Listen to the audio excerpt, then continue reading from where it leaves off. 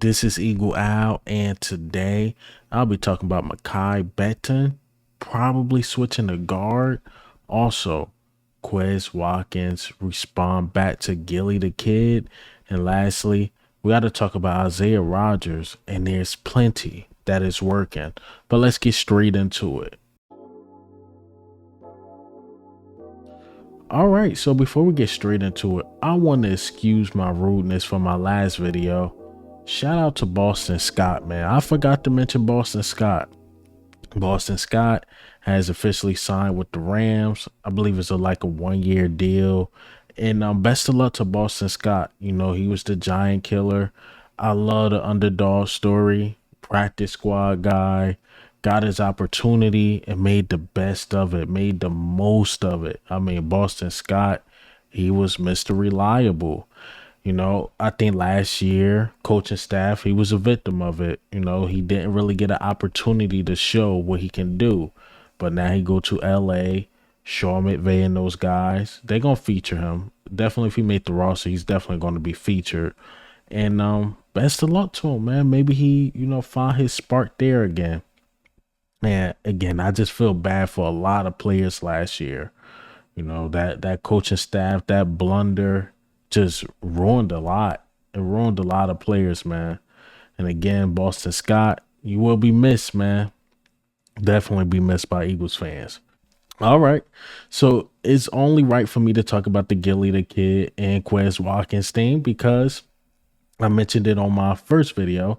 But Quez Watkins respond to the criticism of Gillie the Kid, and he basically accused Gillie the Kid of glazing. So he put up a tweet. I can't see it, but I will show you guys. He basically called him an old person, and he switched up, checked them in the DMs. I mean, I'm a young guy, but saying checking somebody in the DMs is absolutely hilarious. And yeah, that's all he said. Just a bunch of ad hominem attacks. Like, you was on me, you wanted me to come on your show, this and that. So he's accusing Gillie of glazing. Basically, he's accusing him of glazing. But I will say this: as much as I love Quez Watkins while he was here, and I do wish him the best of luck in Pittsburgh, but Gillie, while the jokes and everything sound funny, is absolutely the truth. The only thing Gillie that said that was false, that you had 2 catches for 8 yards, but you had 3 catches for 12. I believe the Eagles did give him an opportunity. AJ Brown was out. That was your opportunity to step up. And you just didn't. You just simply didn't, man. Devontae Smith literally had to carry the team on his back. Dallas Goedert didn't play any better. The defense was horrible. I mean, that was just the Devontae Smith, I say Milton Williams and Nolan Smith show. Those the only guys that came like, oh snap, we got a playoff game. Other than that, nobody played well. Nobody played well at all. But Quez, that was your opportunity to show something. Show that you still got it. Even play for other teams. Put some good film out there. And it just didn't look good. Again, Quez fools goals me because I thought that rookie year with Devontae Smith and him, and I'm like, yo, Quez, he's showing promise.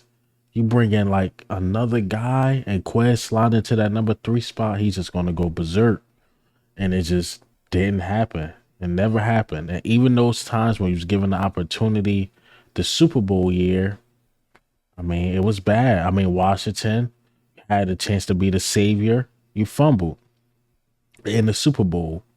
You had a chance to do something great. You dropped the ball. Last year, Tampa Bay had a chance to step up, really show what you got, and you give us 12 yards. So everything Gillie is saying is true. Why it's hilarious is definitely true. But again, as I said in my last video, best of luck to Quez Watkins. And again, them Pittsburgh Steelers fans, they just as rowdy as us. You mess up there, I mean, it's going to be the same exact thing. There ain't no small town team like, well, we could get it together maybe next year. No, that's not the Steelers. They want to win now.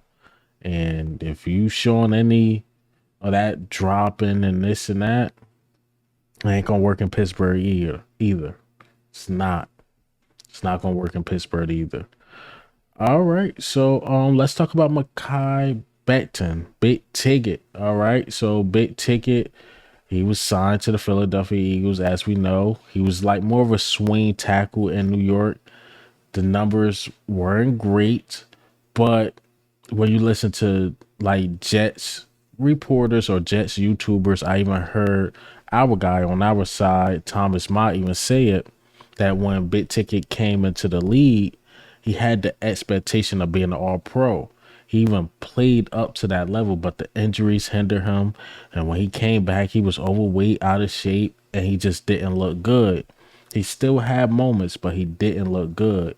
And that's what caused him, the Jets was like, do what you do. Do what you do. And to me, he picked the right home. He picked the Philadelphia Eagles. While he might not get a chance to play at left tackle or right tackle, but that right guard position is wide open. I mean, the competition is going to be thick because it's being reported that he's in that competition for that right guard. So now you have Tyler Steen, a guy who we just drafted last year, who showed flashes here and there last year. Wasn't the greatest, wasn't the worst. He had a bad game against the Dallas Cowboys, but it was against the Dallas Cowboys, your first game as a rookie. You got to give him a little pass for that. Then you got Keegan, who the guy that we just got out of college from Michigan, 5th round pick. To me, should have went earlier than that, but hey, it worked out for us. It was just a lot of talent in this draft, and he's going to be in that mix. Now you got Mekhi Becton in that mix, a guy who showed promise again his rookie year. I don't know if he got experience playing guard. I honestly don't know. I know he was good at tackle. He'll be a big guard for sure. Playing beside Lane Johnson will help him if he decides to make that switch. Man, those three battling for that spot. I mean, I think I'm the most interested in that spot, even over the safety position. I might be more interested in who's going to play guard because that can become a Achilles heel, especially having a guy like Cam Jurgens who will be starting for the first time at center as a full-time starter. That right guard position, if not, if it's not chosen to the right guy or given to the right guy, I should say, that right guard position can become a liability. So the competition between the three is going to be interesting to watch. All right, so I want to talk about my guy Isaiah Rodgers. Put out a clip of him working. The TikToks, the reels. He been the king of that all off season, even during the season, and he's ready. He's out there working. He's grinding, getting ready for the workouts, the OTAs, because that is coming soon. So what we're going to start seeing these next couple days is a lot of photos of our Eagles players working out. Like today, I seen the Isaiah Rodgers video as you seen as it was playing. Then I seen the Kobe Dean put out some photos. Then I seen Milton Williams put out some photos. And I seen Kendrick Gainwell. So you're going to start seeing photos and photos and photos. It's because rookie camp start May 3rd. That's tomorrow, y'all. Rookie camp start May 3rd. Then you're going to have the mandatory stuff towards the end of the month. And then also the beginning of June, you're going to have more workouts. Remember, the Eagles didn't really do as much during the Nick Sirianni regime because we usually take a lot of days off because they thought that helps during the season. But what you start seeing is that it actually don't. We start off slow. The tackling is iffy. But if you start now getting that work in, letting these guys play a couple preseason games, then maybe they come into week one more stronger, especially us start early on the week one. I believe we play a Friday. Of course, it's in Brazil against the Packers. And yeah, man, you're going to start seeing a lot of photos of these dudes working. Again, the Kobe Deans of the world. Kenneth Gainwell put some out there, and Milton Williams. And do you see Jalen Carter looking at Milton Williams like, get it. So, man, it's going to be fun. It's going to be fun because then next thing you know, it's going to be training camp. Next thing you know, it's going to be preseason. And next thing you know, it's going to be September. First game against the Green Bay Packers in Brazil. Telling you, this is going to fly by, man. It's going to fly by. But hey, man, what do you think and how do you feel about the news today? The Quez Watkins and Gillie the kid hopefully is over. If there's another response, maybe I'll report on it, touch on it a little bit. Also, Mekhi Becton switching the guard. How we feel about that? Boston Scott, will we miss him? I mean, he was a fan favorite, and he seemed really liked in the locker room. And yeah, that's all I got for you guys today. This is Eagle Al. I'm